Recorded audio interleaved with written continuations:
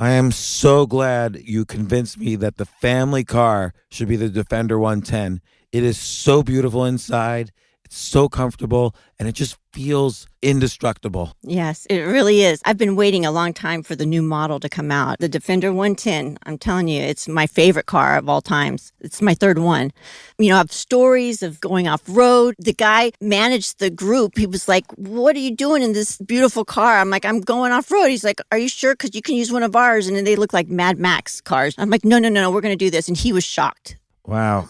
Well, it's great because the Defender has been reimagined for 21st century adventure, and its unparalleled off-road ability as well as its robust interior are invaluable whether you're headed towards uncharted territory or just a weekend of exploration. The Defender 110 tackles challenging surroundings with absolute confidence. The SUV conveys strength outside and in, featuring peerless technology like an intuitive driver display and an award-winning infotainment system. That's my favorite part, to keep you connected no matter where the journey takes you. Adventure is unique to everyone, and so is the Defender. Choose from the two-door Defender 90, the four-door Defender 110, or the larger Defender 130 with the ability to seat up to 8 passengers. You'll find uncompromising performance in all three. So pack up and go even further with the Defender 110. Learn more at LandRoverUSA.com/Defender. This isn't your average business podcast, and he's not your average host. This is the James Altucher Show. Today on the James Altucher Show. One of my favorite guests, Jeff Lerner. He always has great ideas for how anybody, whether you're 19 years old or 70 years old, how you could start a multi-million-dollar business. He's been on the podcast many times before, and I have a saying, and I learned this actually, I learned this in 1995 when one of my mentors at the time told me this. Your best new customers are your old customers. So at the time, my client for a business I had was HBO. I built their website, and I was building many websites for them. So what does this technique mean? It means I go back to HBO and I say, hey, is there any other software services we could do for you other than just the website? And the answer is usually yes. And I've been applying the same strategy with the podcast, which is that I know which guests I enjoy the most, combined with which guests generate the most interest from listeners. And I can see that from reviews and downloads and so on. And Jeff Lerner is a great guest on all these fronts. Basically, people need to figure out how to make more money in their lives. The average multimillionaire, as you've heard me say, has 7 different streams of income, according to the IRS. And Jeff has a lot of ideas on how to get those different streams going. So here he is, Jeff Lerner, the master of entrepreneurship.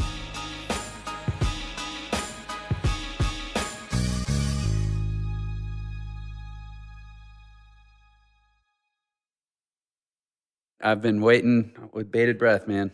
Excellent. Well, Jeff, you've been on a couple times. You've been on 3 times before. This is your 4th time on the podcast. You teach entrepreneurship. You are an entrepreneur. Your entrepreneur students go on to great success. First, just real briefly, let's cover what types of businesses do you teach that? And I've seen people go from 0 to hero, and specifically 0 to like $1.5 million, $2 million in revenues in their first year. And I'm not trying to sell you or anything. This is just, I have begged my kids to take your course and they don't listen to me. They don't do it. But just real briefly, describe the kind of business or businesses you teach people to do. Like, I tell my neighbors' kids to do this. Like, I think this is such a great way to do business, but just, I'll let you describe it. Sure. So what we try to do at ENTRE, which is my company, ENTRE Institute is our teaching portion of our company, is really all things entrepreneurial. Where our mission statement is to empowering physical, personal, and professional excellence through entrepreneurial education. Right? Like I believe that becoming more entrepreneurial is the cure-all for both micro and macro challenges that the world faces and that we face in the world. Yeah, like in the past year, 55 million people applied for unemployment. So clearly corporatism, which I define as differently than capitalism, corporatism has failed. And it's corporations are not as loyal as they led you to believe. And people have to literally choose themselves for success because no one else is going to choose them. So choose yourself, folks. And there's a Yes. book by that title, right? there is a book. I forgot who wrote it. Yeah, it's pretty good. But no. So what I do, and we're a young company. We're only a couple years old, and we're scaling and growing, and so there's a lot that we do now that we didn't even do 6 months ago, and there's an even more that we're going to do in a year or two that we don't do now. So I'm trying to moment in time answer the question. Well, give me like one business model, and let's go through that real quickly. Of Right. like, what kind of business do some of your students do? Like, I So there's remember basically three things I think on the internet that you can generally describe as like, here are the established evergreen business models that are, they have enough history and validity that they're not going to change in a year. And they are doable. They have that magical lifestyle flexibility component that as long as you have a laptop and some basic tools, you can go do them anywhere in the world, right? And we chunk those into being an affiliate marketer, which essentially means creating digital properties that allow you to put links in to sell other people's stuff and get paid referrals. There's being some sort of an agency or consultant even, where you provide either services or knowledge-based consulting to, it's more of a B2B business model. And let me ask you about that one, because this is one that I've recommended to a lot of people, which is pick a small mom and pop kind of industry. Like, go to a personal injury lawyer, like a law firm in your town that handles personal injuries, and take over their social media and tell them, you'll increase their customers, do it for free for the first one. And this is all based on stuff you and I have spoken about. And so you get testimonials, and then start scaling. Go to other personal injury lawyers or law firms in other towns and other states and so on. And I think you mentioned one mom and pop couple, one couple that is doing this, and they quickly got to millions in revenues doing personal injury lawyers or dentists or something like that. Yeah. So it was, I'm guessing maybe you're talking about my friend up in New York who, focused on personal injury lawyers and, has a 7-figure per year business. It's him and his wife. And they do Instagram, and they focus on Facebook mostly for both their own marketing, Facebook, and a lot of SEO, like Google property stuff. Yeah. So people don't even think that, why would a personal injury lawyer need social media? Well, people search on Google for personal injury lawyers or on Facebook for it. And the ones with the best content will pop up to the top. Yeah. And the search engines, and it's not only the ones with the best content win, it's that the search engines are most likely to show you in the first place. Yeah. If you have the best content. So you not only beat your competition, you reduce your competition by having right. good And content. Google will also show you people in your area. So you're not trying to rise up to the top of the country, but just the top of your town or county or state or whatever. Yeah. And I mean, as an aside, I in late 2012, early 2013, I started doing what you just described. I actually started by calling plumbers and saying, hey, let me help you get more calls, on the Google map, because I know those Yellow Pages ads aren't doing it for you anymore. And in, 5.5 years, that grew to a business that serviced 11,000 small and medium-sized businesses in the U.S. and Canada. Like to your point, and that business did about $35 million in sales before I sold it. Like, Well, can I ask how much you sold it for? About $2 million. That's good. Yeah. And because it kind of ran itself, probably.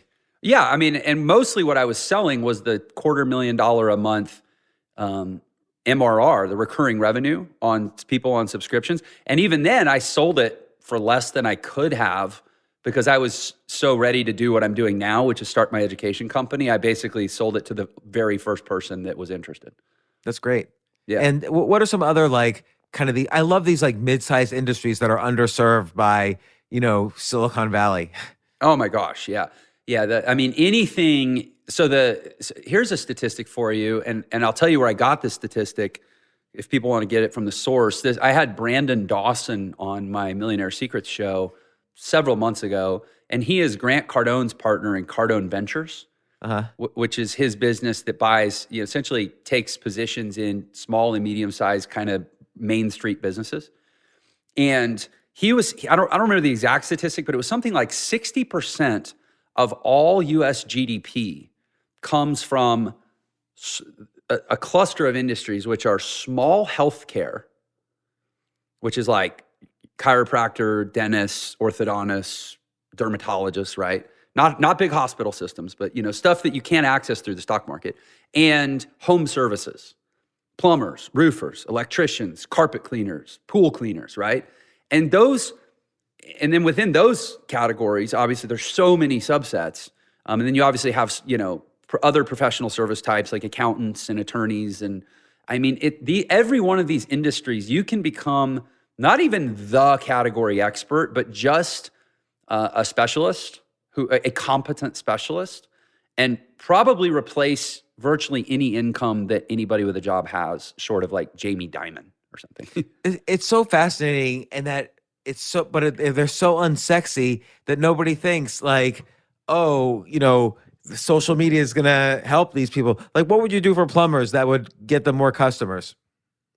Oh my gosh. I would give them social properties sufficient to generate what are called social signals, because social signals are what the pings that the search algorithms detect and go, okay, this plumber is more relevant and verifiable because they have, Facebook is sending off this many signals and Twitter is sending off this many signals, and it triggers the algorithm. And then for those types of businesses, it's all about driving up their standing and placement in the map ecosystem. So on Google Map, if you can get them higher up on Google Map, ideally you can get them up into the top 3 of their locally relevant niche search. So like Birmingham, Alabama septic cleaning or something, right? How do you get them? What do you mean get them higher up on Google Maps?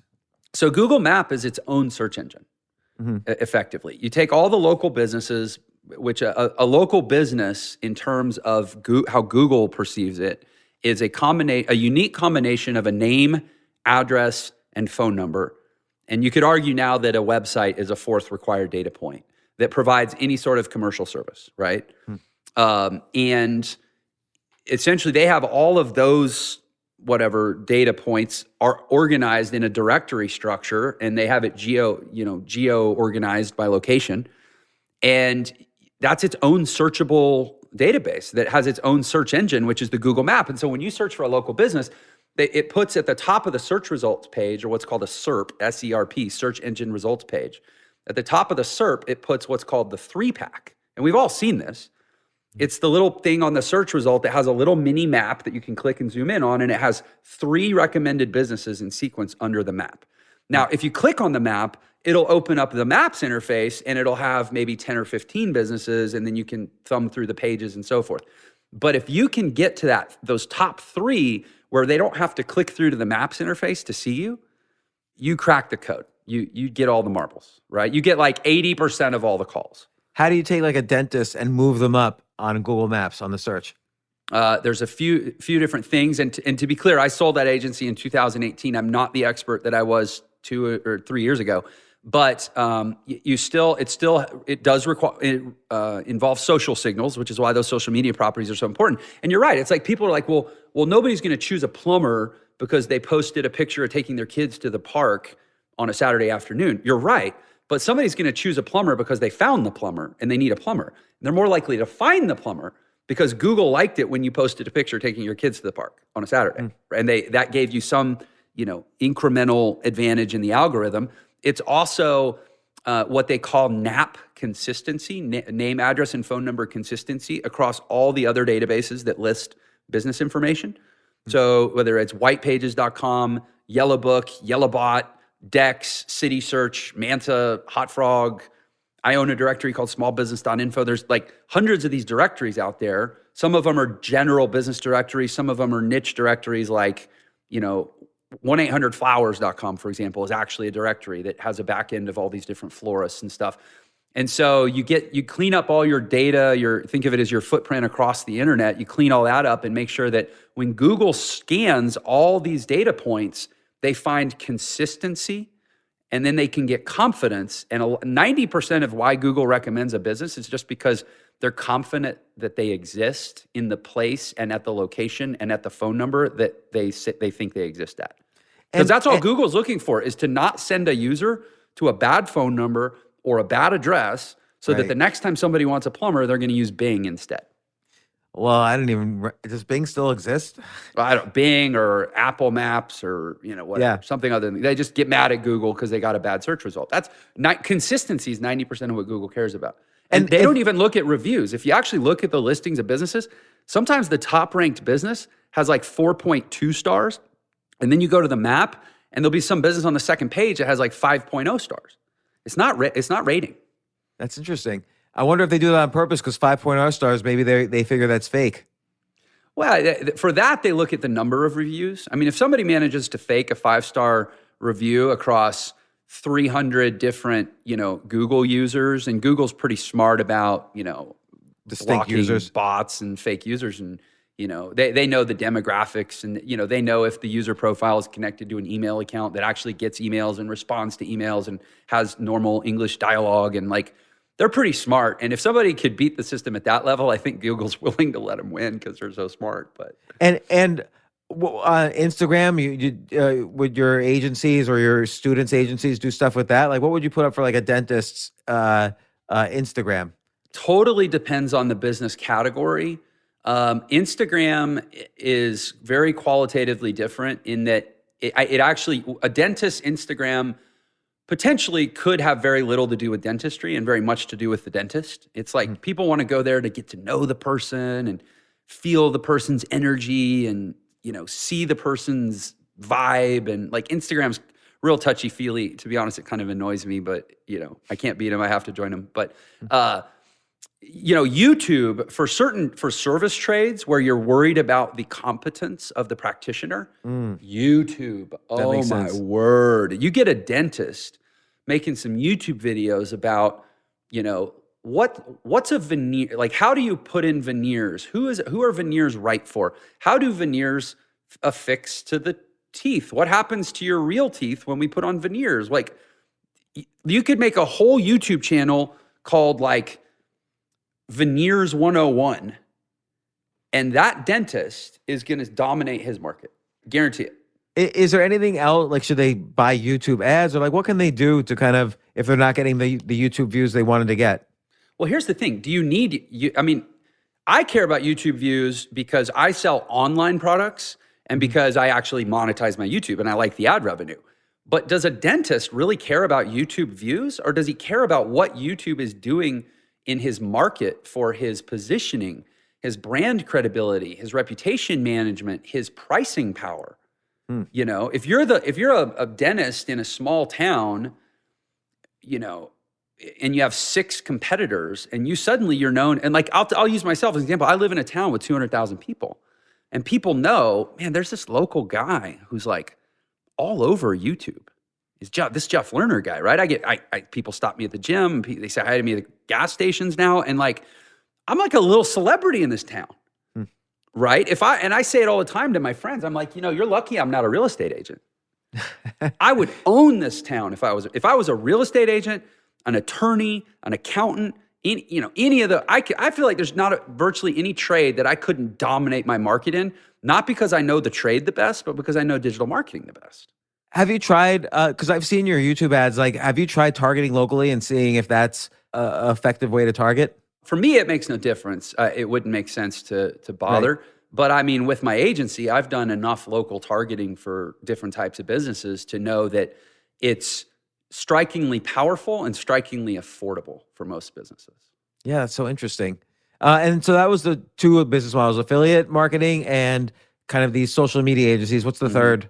The third is the knowledge business. So like, and we were kind of talking about this when you came on my show last, the ability to monetize things that you know and are interested in is so much bigger than I think most people realize. And I think most people have a very narrow view of who can actually get paid for their competence. And, we come from a model where, Harvard has, or let's pick a university, your university has 50,000 students and 500 professors, right? And so the ratio of students to teachers is pretty low.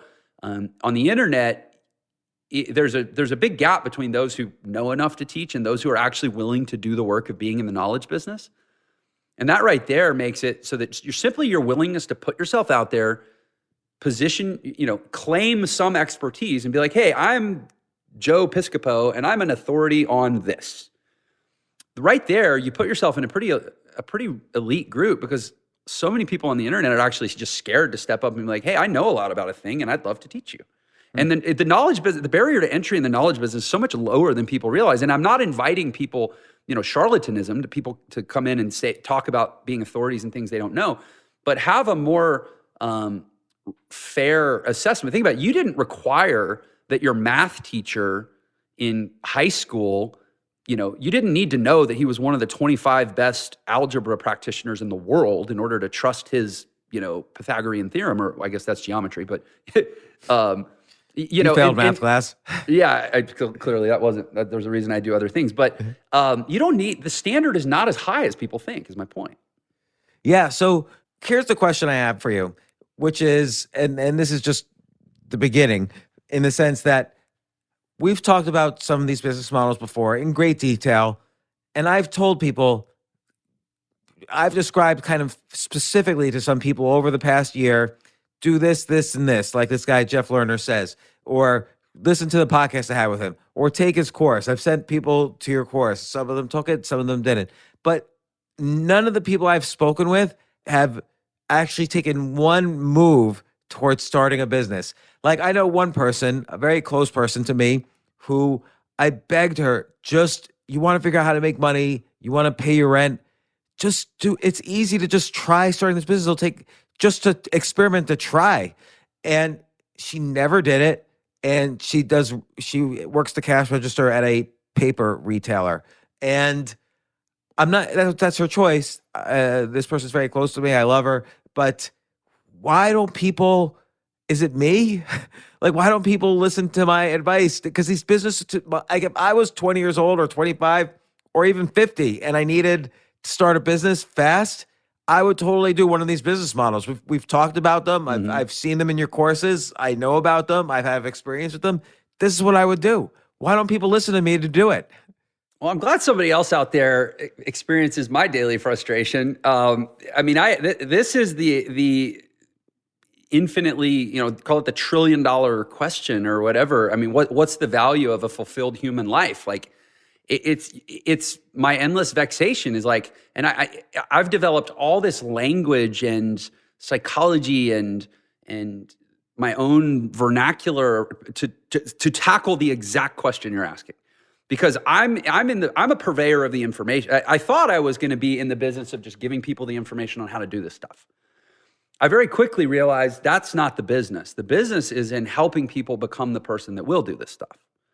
And ENTRE, my company, I've realized, not by design, but certainly now by intent, is a personal development company that happens to teach entrepreneurial business models. Because getting people to the point where they like you say, they have all the qualitative aspects of being an entrepreneur. They have the grit, they have the drive, they have the self-belief, they have the confidence, they have the ability to see a vision for their life that is different than the current vision of their life, and to work towards closing that gap consistently over time in the face of self-doubt and maybe doubt of others and criticism of others, and like all those things that probably are very real in investing too.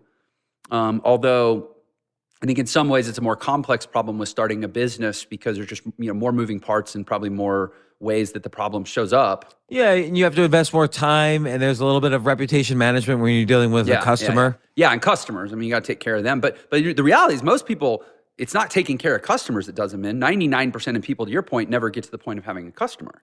Yeah, I say to people, just go to the local dentist or the local eye doctor and say you'll do this for free for 2-3 months. Take over all their social media, take over Instagram, YouTube, and their Facebook community page, not their personal page, but just their business page. And no harm, no foul, no good comes from it. But you see, if you double their customers or increase their customers, you don't even have to charge them. You just want a testimonial, and they don't even approach one person. I could go to my next door neighbor right now, who's an immigration lawyer, and I can say, let me just run your Instagram. He would say, of course, James, I'll let you run my Instagram. Now, I don't need to do it, but I could tell my kids to do it. They won't do it. Right. Yeah. So, I mean, it is very challenging question. And, I've come up with these models for ways of thinking about and trying to teach the answer to the question, or at least ways to see the question so people can answer it for themselves. I feel like some hybrid of a therapist, a psychologist. Well, I guess those are often the same thing. A personal development guru, and to some degree a marketer now who has certain skills and he can talk about those skills. But trying to get people through that question is the hardest thing. And I've come up with some different models and ways of talking about it. One of them is I'm very quick to differentiate between the concept of man-made odds and what I call math-made odds, just because it's, mnemonically Oh, this is interesting. close. Man-made odds versus math-made odds. Math-made odds say, 70 or 80% of all businesses fail in, 5 years. And, but then if you go to like certain types of businesses, it's like 99% of people are not successful with their digital online business. And, only 65% of brick and mortar or 35% of brick and mortar are successful. Like whatever, the odds are terrible. The odds are terrible for all of it. But, great. So what? Compared to what? Like those are the math-made odds. And if we're playing, blackjack, then we have to be really, really concerned with the odds that are determined by the mathematical set of values that we're working with, right? The cards dictate the odds in blackjack. In life, you dictate the odds. They are man-made odds. You make your own odds. And it is a competition. I generally eschew living by comparison. Comparison is the thief of happiness. And I don't want to say, well, like, how am I doing compared to 100 other people? But the reality is when you enter a field that has its own finite economy and you want a chunk of that economy so that you can make a life doing the thing, you are now competing with everyone else in that economy, and you have to get a big enough slice of the pie that it equals the size of your life, or else you can't make a go of it. It's so easy to win those games. I say that. I don't say that to be cocky. I don't say that because I think that I have certain gifts other people don't have. I say it because most people, there's a great saying in one of my favorite books, Secrets of the Millionaire Mind by T. Harv Eker, which it's talking about rich and poor, or it's polls that it talks about the difference between rich and poor, which, what, politically incorrect or not, it says, rich people play the money game to win. Poor people play the money game not to lose. And I will say that about just about any game that you choose to play. Most people are playing not to lose. You go in and play to win, you're no longer competing with most people that are playing not to lose. There's a show on TV right now called Undercover Billionaire. Have you seen that? No, I haven't seen it, but I've heard of it. Is it good? Yeah, I'm actually not, I watched the first episode and was like, oh, this is amazing. Plus I had Grant Cardone on my show and interviewed him. He's one of the participants right before it released. And so I was like all, heated up to watch it. And now I'm forcing myself to wait until it's done so that I can binge watch it with my kids, because I want them to see what hustle looks like. What's the premise? The premise is that you take three, not necessarily billionaires, but like really successful, multi-million dollar business owner type people, and you drop them into towns where they have to change their names, assume new identities, and you drop them into a town where they've never been. They don't know anyone. They can't be who they are. You give them $100 and a car, and they have, I think, 90 days to make $1 million. Oh man, I would totally want to go on this show. I want to go on the show too, so bad. But my point is, when you watch Grant, and I've had other people telling me how it's going, and I saw the first episode, Grant Cardone is not walking around going, oh, well, statistically, this is highly improbable. He's making his own odds. He's like, okay, if I do this, and this, I got a really damn good shot. And I happen to know that when I take action on something, it's at a whole different level than most people. And listen, Grant Cardone, he's not like this, he's not like Bobby Fischer or Albert Einstein. He's just a super like kind of brash, scrappy dude. Yeah. And he's making his own odds. He is playing that game by man-made odds. And I don't have to see how it ends. I already know that in 90 days or whatever happens, he's going to build something that most people would consider an incredible life for themselves. And he did it with $100 and a beat up old truck in Pueblo, Colorado, where the median income is $21,000 and he doesn't know anyone. Wow. So what do you like, first off, how is he going to sleep the first night, do you think? I don't know, but I mean, I think, well, what would I do? And to make sure I don't just drop the ball on your question, my point is, when you understand how most people, what the denominator of any odd set is when the denominator is populated with human beings, and I don't mean to be like misanthropic here, but when you understand what a low standard that is, to say, well, the denominator is just other people, like, it's not that freaking hard. It's why you wrote the book, Skip the Line. Like, you're right, everybody can't skip the line. But everybody, that's the point. The line is everybody. Yeah. Everybody is the line. Right. Right? And you can most people won't even step out of the line, and skipping in a line is not a possibility unless stepping out of a line comes first. Most people are too scared to even step out of the line. So you're not competing with most people. That's my answer. Right. And you make an interesting point too, which is that, okay, so first there's all the people who won't even try. Then there's the people who will try, but they're in a line too of they're probably doing, if you do everything wrong in your business because maybe you never started a business before, or maybe you don't have the different skill sets, you didn't learn them, or you didn't think it was important to learn them, or you didn't even know they existed, these skill sets, you're going to fail as well. So there's lines, it's like a fractal of lines. Like every step of the way, there's another line. Exactly. And I do that. I walk people through an equation where I say, okay, let's do the man-made odds analysis of this situation. And first we cut out 90% of the people that aren't even really trying. And then you have the 10%. And then we cut out 80% of those. It's usually an 80-20, cut you make, right? And you only got to go through a couple cuts where 20% of 20% is 4%, and 20% of that is 0.8%, and 20% of that is 0.16%, right? Like now that's it. You only got to make that cut twice? Yeah. 3 times? And there's always a way to make the cut. Like how many people are, meditating in the morning so that their mind is as neuroplastic as possible before they start to learn? How many people are willing to make outbound phone calls as part of their process or whatever? That eliminates 80% of people that are scared of rejection. And how many, right? It's like easy to whittle the odds down. You know what I noticed too is that people sometimes know that there's a list of things that businesses do, but then they do them in the wrong order. So like, everybody I talk to, okay, I see your skill set, I see your passion, here's a business you could start. And the first thing that many people say to me as an example is, well, what if the trademark's taken? I'm like, well, don't think about it then. Don't even think about that for 1 second before you try to get a customer. And like, what if, well, I have to. Oh, the domain name. Yeah, the domain name. What if that's I can't taken? get a good.com. Yeah. Yeah, maybe I'll start it later because I've got to do these other things right now. And, I don't have my license. Oh, trust me. I know the list. Yeah, do you need a license? I don't have my business licensing. I don't have my tax ID number. I don't. Oh, yeah, that's I a need big to get thing. QuickBooks.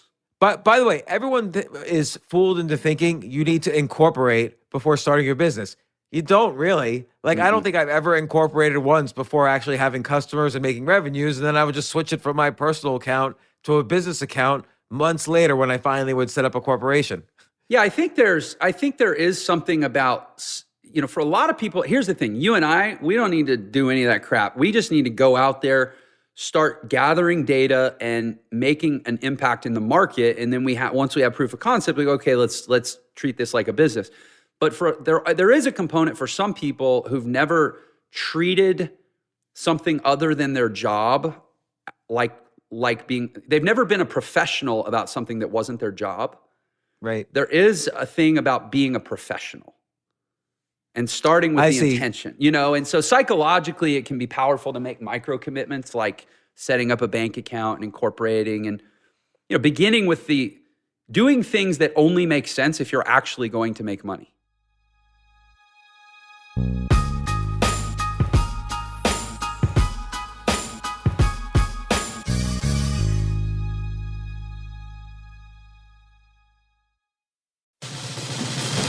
These days, we're all investors, trying to be smart with our money despite our worst impulses. But at iShares, we believe that deep down inside of every investor is a better investor. One that's just waiting to be let out. Explore iShares ETFs and insights and let your best investor out. Visit iShares.com for more information. You know what I love about fantasy sports is that even though I'm not going to be a great basketball player or a baseball player or a football player or whatever, I feel like I get to participate and make decisions and use my knowledge of these different leagues or these different sports to compete. So it's like I can pick my team or I can pick my favorite players and I could use my knowledge to make predictions and maybe even make money. So with the basketball season here, you can now pick combo projections across football and basketball from the Specials League on Prize Picks. This is a league created specifically for combo projections that include two or more players from different sports or leagues. Want to play alongside some of Prize Picks' favorite players like rapper Meek Mill and comedian Andrew Schultz, who's also been a guest on this podcast, and I've been a guest on his? You can now find community plays under the promos tab of the app to view entries for some of the biggest names in the Prize Picks community each week. Look, Prize Picks even offers a reboot policy so that your entries stay in play even if one of your players gets injured. For football and basketball games, if you have a player who exits the game in the first half and does not return in the second, that player is rebooted. Prize Picks is the only daily fantasy sports platform with an injury insurance policy. What? So, I love playing it. I love anywhere where I can use analytical ability with my interests to demonstrate some skill and maybe make some money. And I like the game-like aspect. I do wish they had chess as a category on prizepicks.com, but I'll settle for what they've got. Maybe I should make my own fantasy chess league. But in any case, I love Prize Picks. Go to prizepicks.com/James. Use code James for a first deposit match up to $100. That's the easiest $100 you're ever going to make. So that's prizepicks.com/James and use code James. Daily fantasy sports made easy.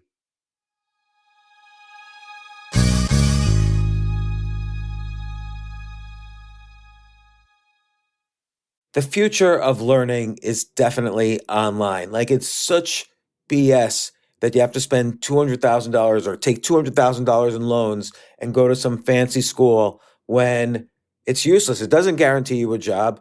Most employers, including me, do not care about degrees or grades or anything like that. We want to care that you love what you're doing, that you know what you're doing, in some cases that you have experience or that you're willing to learn. But people in general love learning and are curious. Like, the key to success is curiosity. And I think masterclass.com is the perfect model for online learning. I'm really happy they're sponsoring this episode. If you're going to give a gift, give the gift of learning. Masterclass makes a meaningful gift this season for you and anyone on your list, because both of you can learn from the best to become your best, from leadership to effective communication to cooking. Let me tell you some of the classes I've taken. I've taken comedy from Steve Martin. I mean, can you believe I can take a class from Steve Martin on comedy, or Judd Apatow, my favorite comedy director? I could take an actual class from him on writing. Wolfgang Puck on cooking. Dan Brown on writing, or Judy Bloom, who's been on this podcast, on writing. By the way, Wolfgang Puck also has been on this podcast. It's such a pleasure. I try to take classes all the time from masterclass.com. And whether you're watching Masterclass on TV or listening in audio mode in the app or on their site, the quality speaks for itself. It's like these Masterclass instructors are your own personal mentors that are going to help you reach the next level. How much would it cost to take one-on-one classes on comedy from Steve Martin or on chess from Gary Kasparov? You just wouldn't be able to do it. But it would cost hundreds of thousands of dollars. With a Masterclass annual membership, it's $10 a month. Memberships start at $120 a year for unlimited access to one-on-one classes with all 180 plus Masterclass instructors. So it's not just $120 for one instructor. You get all 180 plus Masterclass instructors. Boost your confidence and find practical takeaways you can apply to your life and at work. And if you own a business or are a team leader, use Masterclass to empower and create future-ready employees and leaders. That's the real education in today's world. So this holiday season, you can give one annual membership and get one free at masterclass.com/JAS. JAS, of course, stands for the James Altucher Show. So right now you can get two memberships for the price of one at masterclass.com/JAS. Masterclass.com/JAS. Offer terms apply.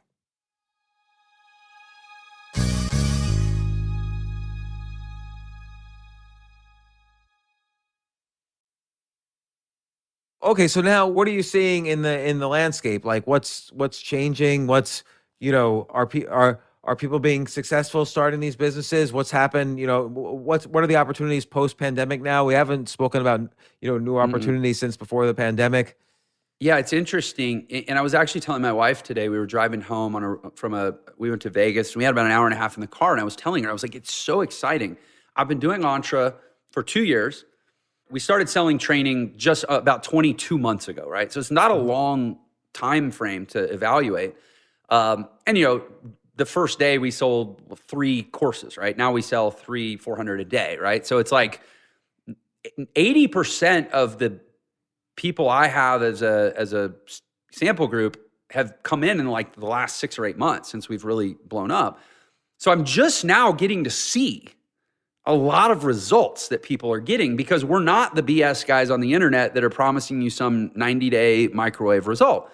It takes time.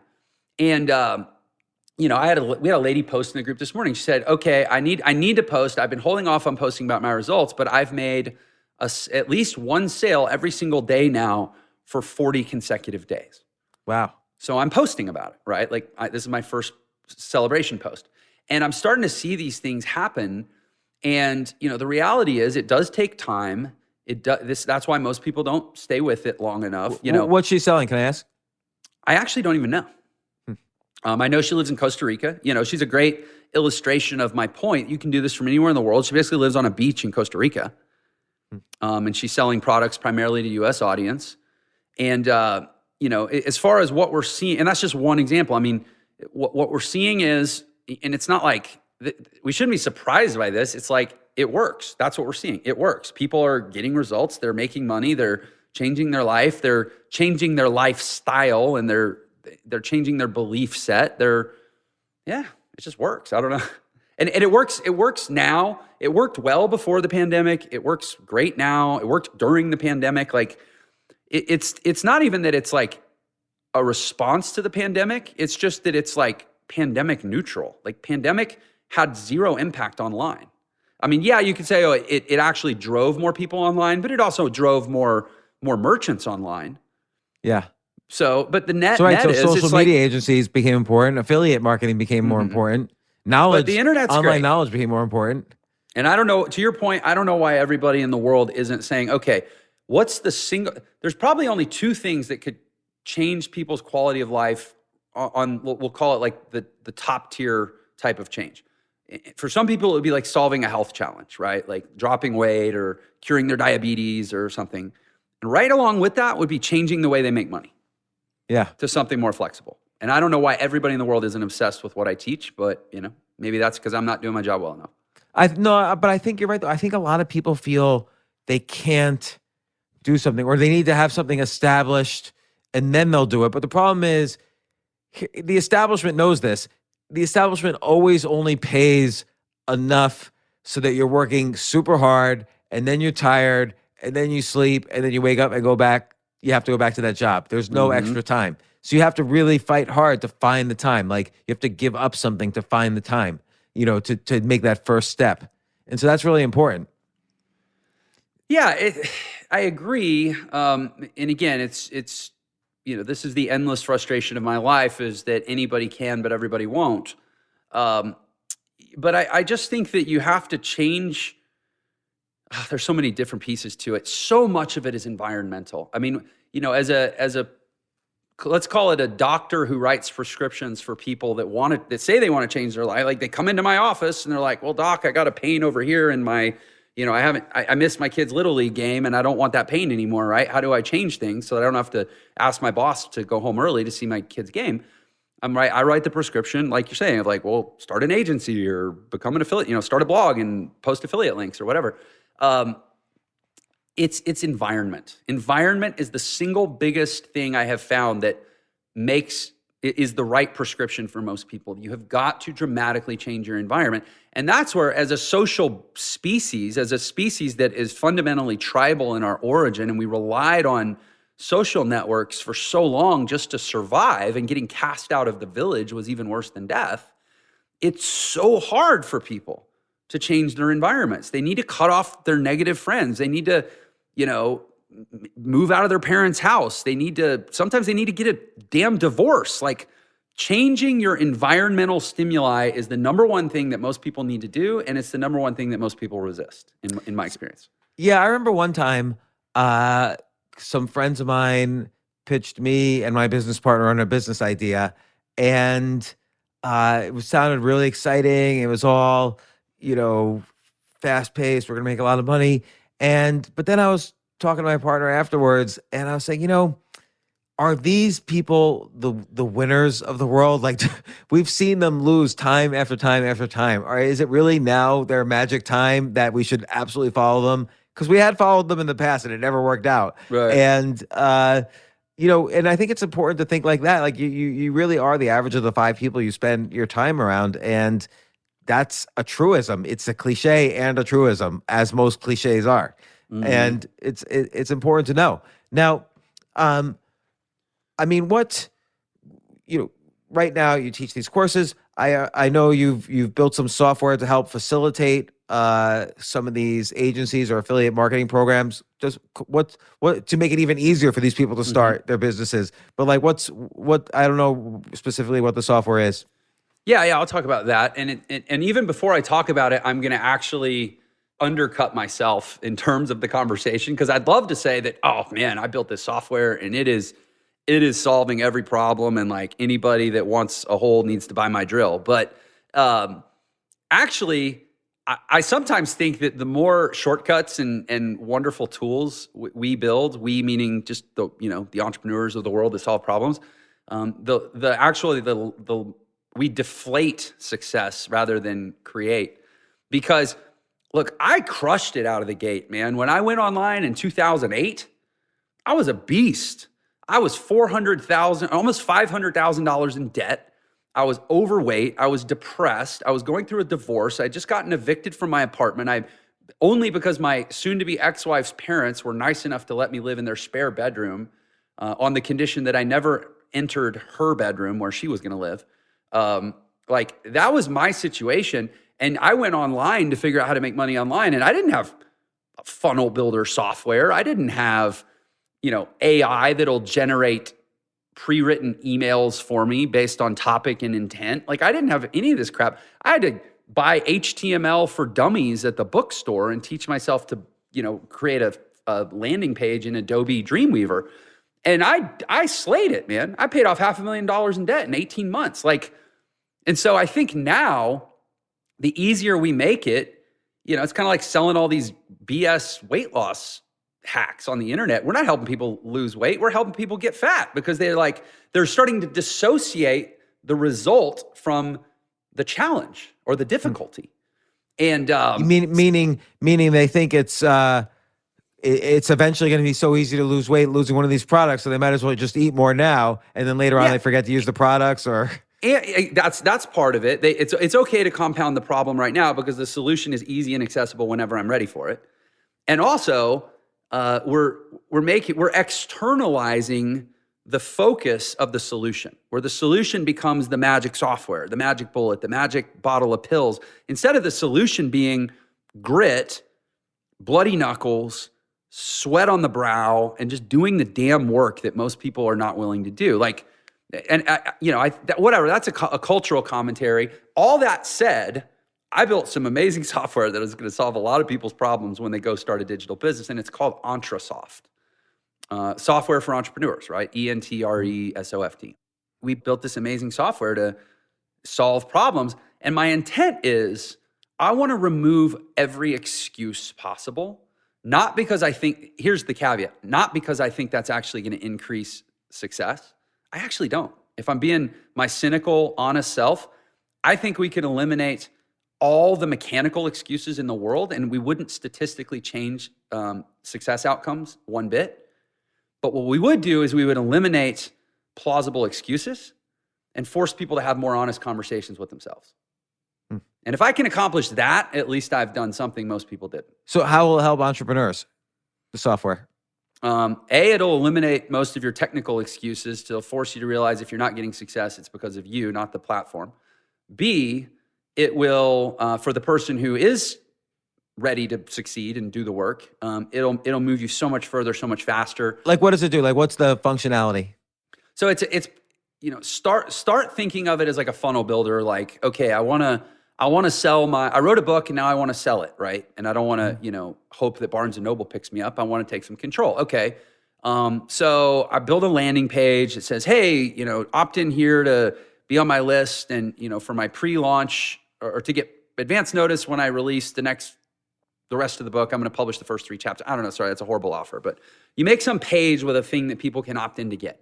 And then you connect that page to a page that delivers the thing that they opted in for and tells them about more that they can get, right? And then the next page has a shopping cart where it's like, okay, if you want the thing, click the button and it loads up and they transact and it integrates a merchant account and you can collect money and it triggers an email so they get a receipt and they get added to a list so that when the book does come out, you can send them a notification. And like all the mechanical, moving, technical parts of a digital business or of the digital face even of a brick and mortar business, they have been things that we've been trying to systematically reduce barriers to so that more businesses can access them because they're basically essential in the modern age. So that's part of what it does. But then it has a lot of really, really intelligent tools on the side of like messaging and multi-channel conversation. So you want to have somebody put their email in on that page and maybe capture a phone number, and you want them to get a text message if they do a certain thing, and you want them to get an email if they do a different thing, and you want them to, so it does that. Let's say somebody hires you to build them a website and you want to be able to duplicate your own website and then make changes starting from there, all of inside of one system. You can do that. Let's say you really like somebody else's site and they're like, oh, well, you should copy my site. And they can create a snapshot that you can import into our system and auto-generate a pre-done website. So we can provide them 50 websites, 50 snapshots that they can just load up for any type of business they could possibly want. Like it does so much. I don't want to turn this into an infomercial. But let's say I wanted to start a social media agency. And let's say I start off with, so I put up some ad or somehow people want me to manage their Instagram account. And they go through, they see the landing page. I'll manage your Instagram account. If you don't get double your customers in a month, no pay. You don't have to pay. And so they opt in and it's like, yeah, sure, I'll let you do this and double my customers. And then they sign up, they get an email, and then is it easy to put in an upsell? Like if you also want me to manage your YouTube channel, click here to find out more, or and so on. Or if you want like a 12 months for X dollars, like a discount, then totally.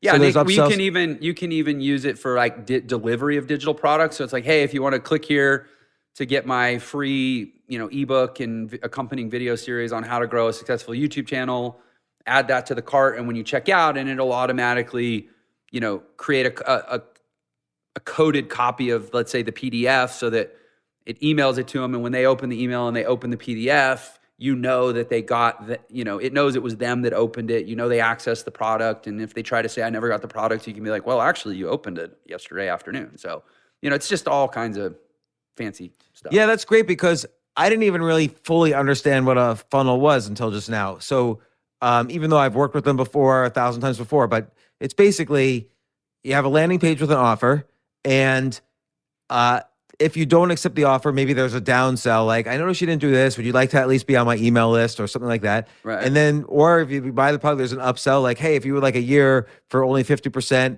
there's this. And then there might even be an upsell from that. Like, hey, if you want a lifetime, it's this.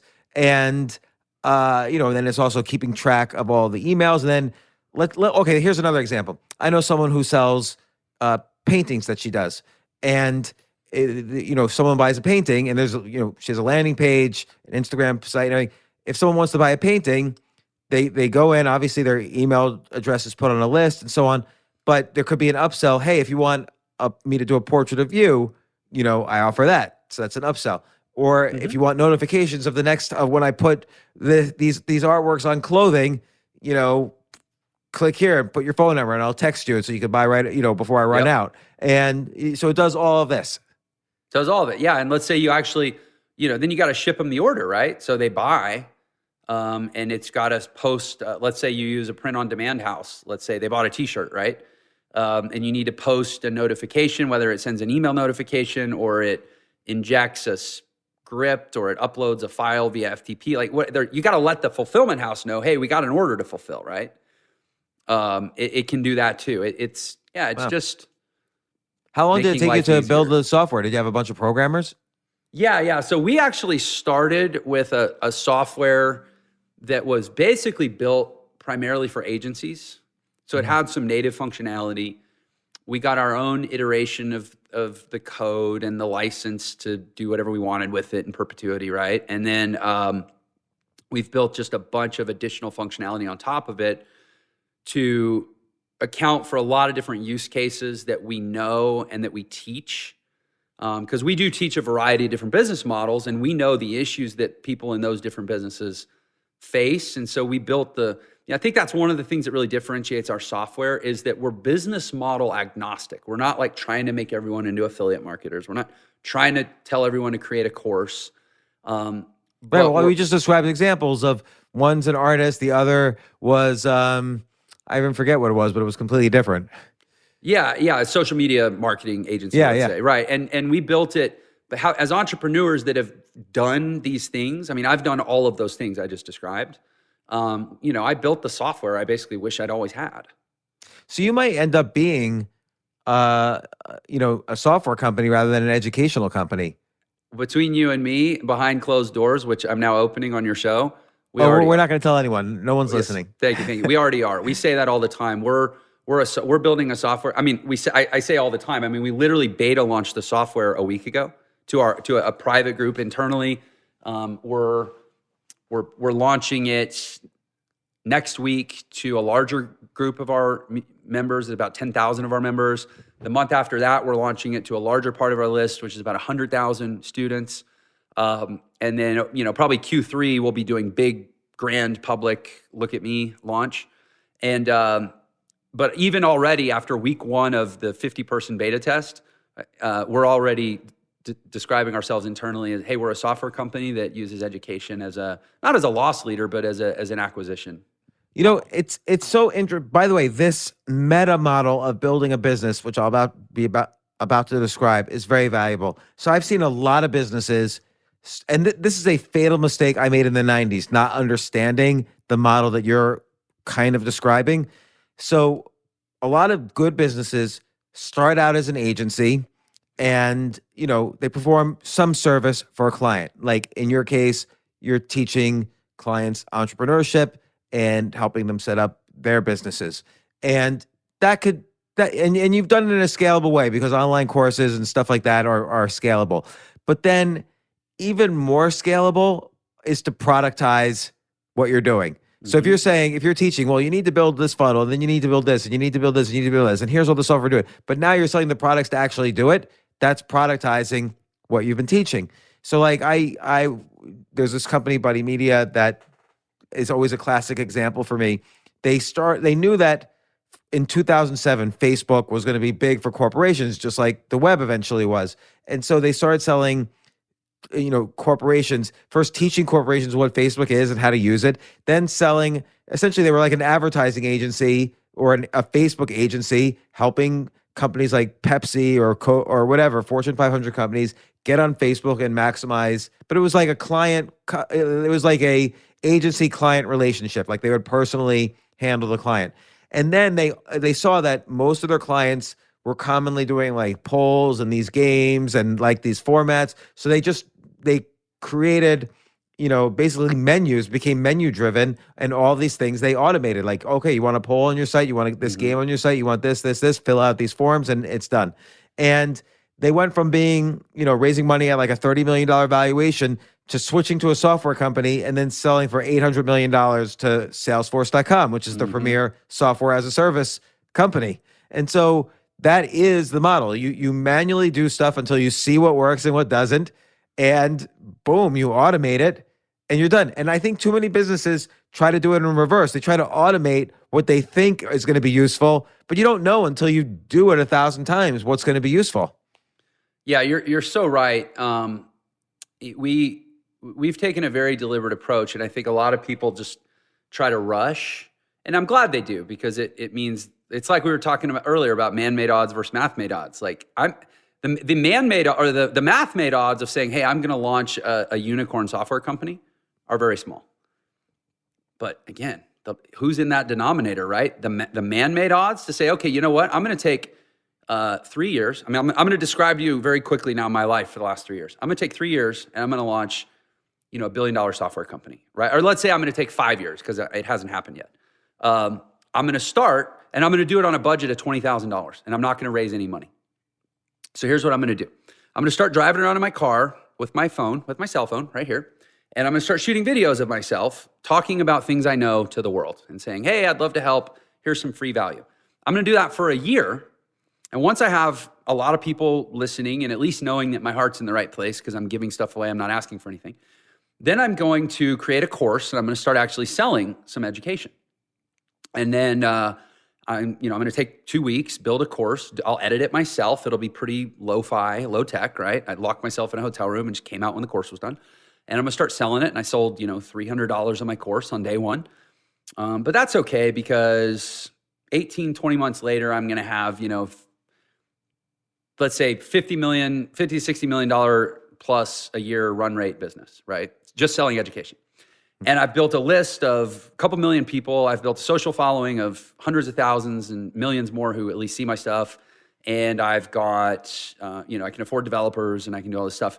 And I've got, a ton of data now about what people are into, what people are learning, what people are doing, what problems people are having. I have a database of support tickets I can comb through to say, okay, what's every problem I could conceivably try to solve with a piece of technology?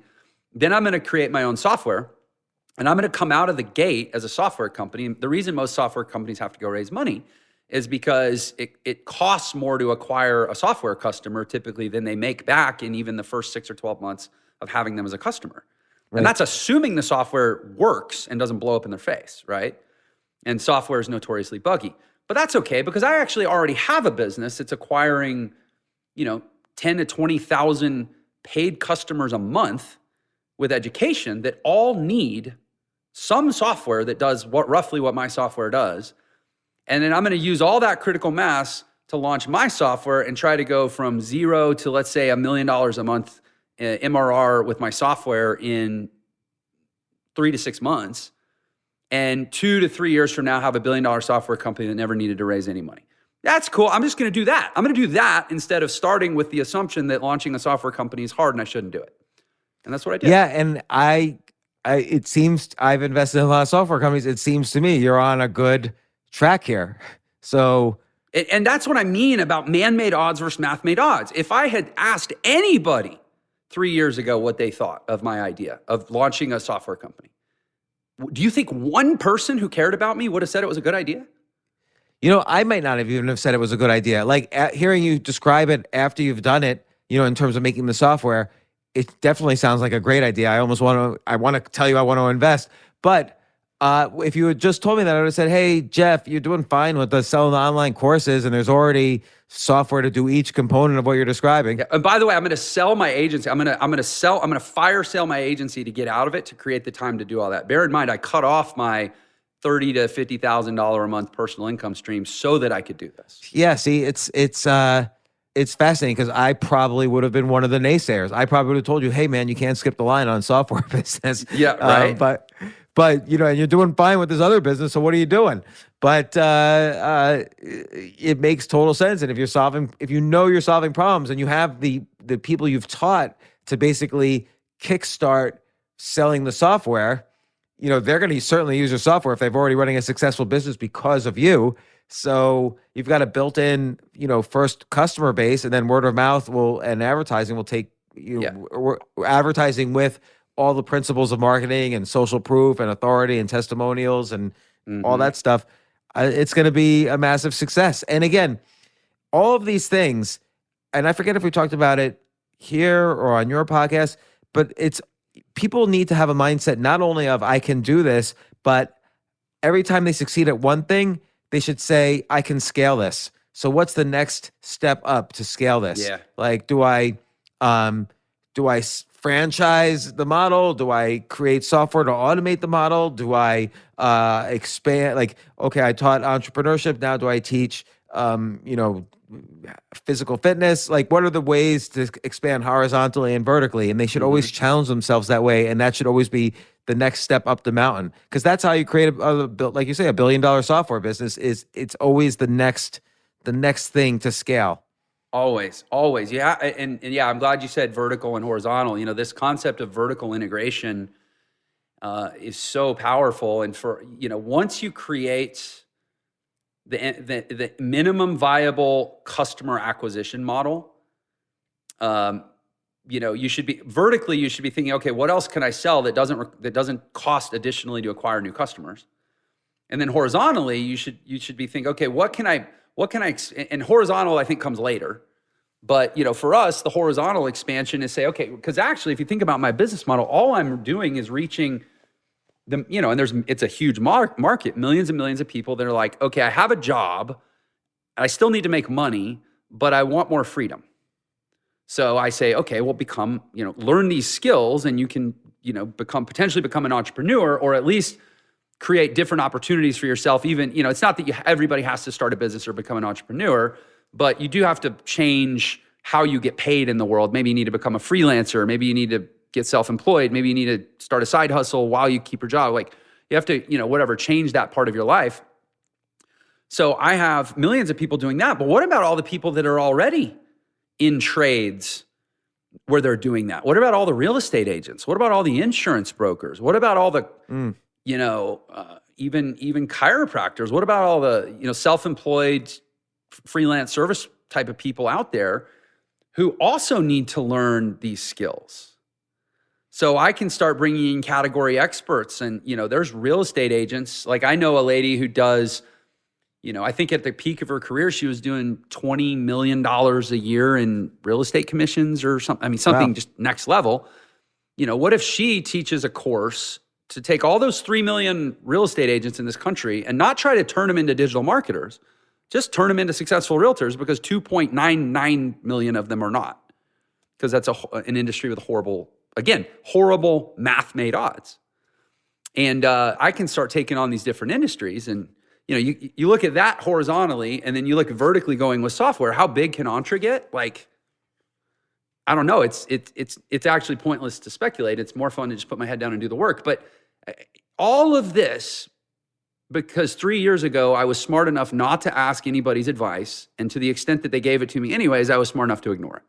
And that, if anything, I want people listening to this show, it's not like I'm saying, well, go compete with me and do what I'm doing. But trust me, that's not what I'm saying. But go improve your life by doing your version of what I've done, which is all possible when you actually believe in yourself. Yeah, it's so interesting. You've given me so many ideas to tell my friends about what they should be doing. So this was great. And Jeff, you're always a friend and a friend of the podcast. You should come on more often. Like, I love talking about entrepreneurship, because here's the thing. People are suffering right now. Like, they really are. They don't know what to do, and they're scared. Everyone says, for instance, LA will get back to normal. New York City will get back to normal now that we have a vaccine. What about the million people who might have lost their jobs or left or been laid off or gave up or never started when they were going to start, and now they're afraid because what if there's a shutdown again? People need to know. People need someone to tell them it's okay and that they're going to be okay, and just try these different ideas and try them in as least expensive as a way possible. And here's help. And you're not going to find satisfaction going the traditional route. That just doesn't work anymore. And maybe it never worked, but it definitely doesn't work now.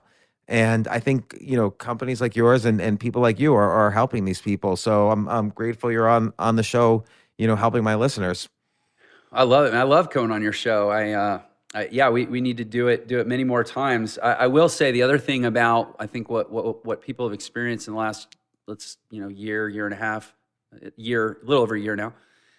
We went through and I'm actually a little bit, this is going to sound really dark to say, I'm actually a little bit disappointed that things are resolving themselves with relative I don't know, it's happening, let's say, and there is a sense of like, oh, things are going to get better. Because you know what like pisses me off is we went through a period of a year, like the zeitgeist of 2020 is whoever expressed the most fear and indignation got the airtime. It's true. Like in the beginning of the whole pandemic, they were saying, I remember, I think it was the New York Times. I don't want to say incorrectly, but I think it might not have been. One article I read said there's going to be 140 million deaths around the world. Right. They assumed all 7 billion people will get COVID and that there was a 2% fatality rate. So 140 million deaths. And so I had to go on the podcast and explain what pandemic math was.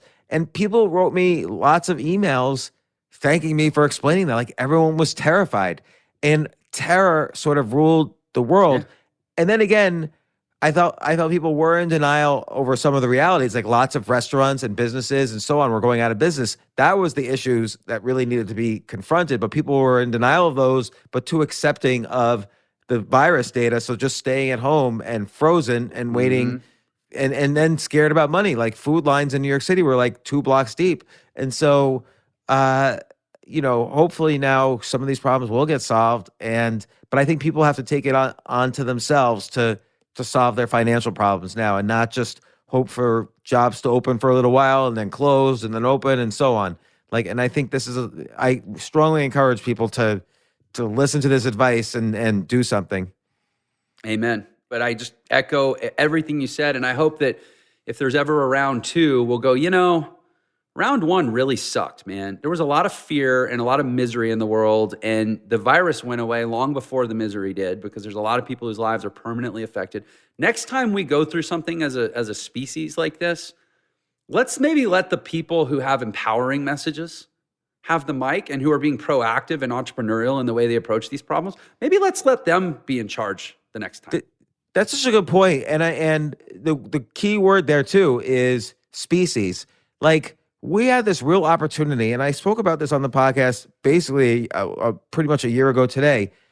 This is the first thing in our lives we were going through as a species, like every corner of the earth.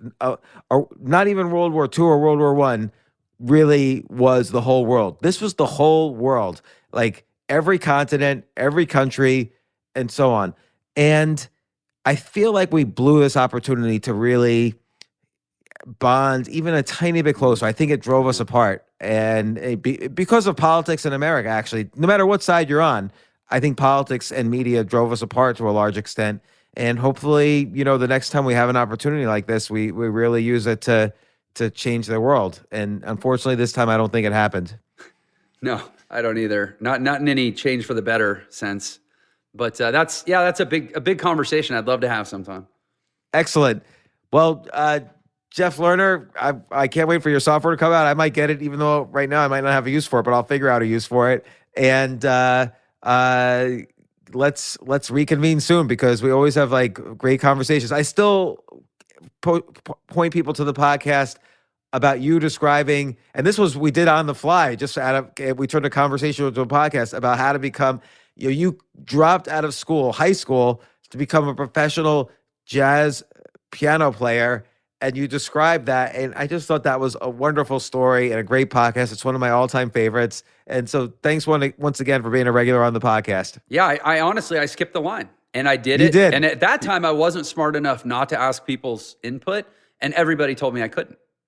Yeah, thank God you didn't listen to them. And that kind of set the model for everything you did since then, too. Mm-hmm. That's what people don't understand, is that sometimes you could do something that doesn't seem, you're never going to be a billionaire being a jazz piano player. Well, A, there's a chance they might be wrong. Again, man-made odds versus math-made odds. But B, it created a mindset in you that you can do something that seems impossible. Mm-hmm. Yeah. And that nobody else is doing. So I'll leave it with that. This is do the impossible. Thanks once again, Jeff. Of course. Thank you, James.